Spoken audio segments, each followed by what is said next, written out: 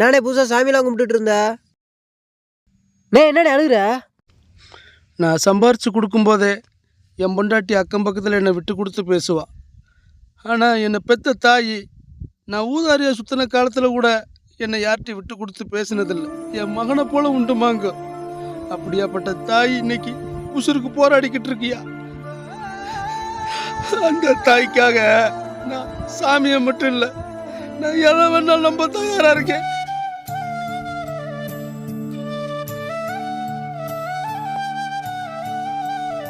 உன் நம்பிக்கை வீண் போகாதுண்ணே.